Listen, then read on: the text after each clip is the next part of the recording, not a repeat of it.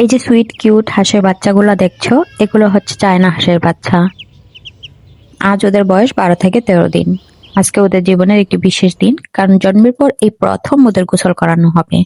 সাধারণত হাঁসের বাচ্চা ফোটার পর 15 থেকে 18 দিন পর্যন্ত পানিতে না দেয়াই ভালো।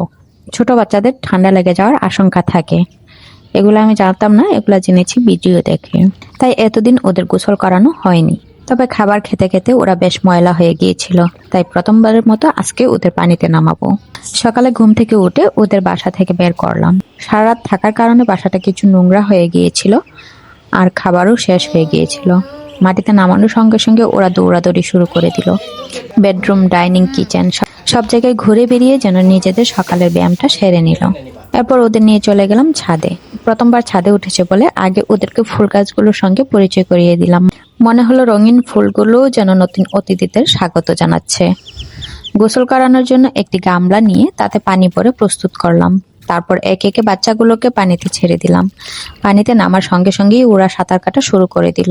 প্রথমবার পানিতে নেমেছে, ওদের কৌতূহল, আনন্দ আর ছোট ছোট দুষ্টুমিগুলো দেখতে সত্যিই দারুণ লাগছিল। তবে একটা বিষয় খেয়াল করলাম, ওরা খুব বেশি সময় পানিতে থাকতে চাচ্ছিল না। প্রায় 5 থেকে 7 মিনিট পর থেকেই গামলা থেকে উঠে আসার চেষ্টা করছিল। যেহেতু এগুলো চায়না হাঁসের বাচ্চা, তাই হয়তো পাতি হাঁসের তুলনায় পানিতে ওদের আগ্রহ কিছুটা কম। তাই আর বেশি সময় পানিতে না রেখে ওদের তুলে নিলাম। যেহেতু ভালো পরিমাণ রোদ ছিল, ফলে পানি থেকে ওঠার পর ওরা ডানা চাপটাতে থাকলো আর হাত পা নাড়িয়ে নিজেদের শুকিয়ে নিতে ব্যস্ত হয়ে পড়লো। আমি বসে বসে ওদের সেই মজা কাণ্ডগুলো উপভোগ করছিলাম।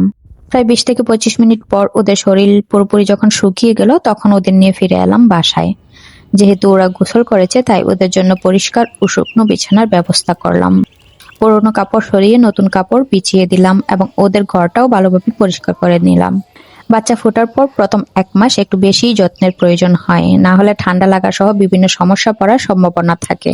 সবকিছু গুছিয়ে ওদের আবার নিজেদের ঘরে রেখে দিলাম। এখন ওরা আরাম করে খাওয়া দাওয়া করবে, খেলবে আর ঘুমিয়ে নেবে। এই ছিল আমার চায়না হাঁসের বাচ্চাদের জীবনের প্রথম গোসলের গল্প। আশা করি ভিডিওটা দেখে ভালো লাগছে। দেখা হবে অন্য কোনো ভিডিওতে। সেই পর্যন্ত আল্লাহ হাফেজ।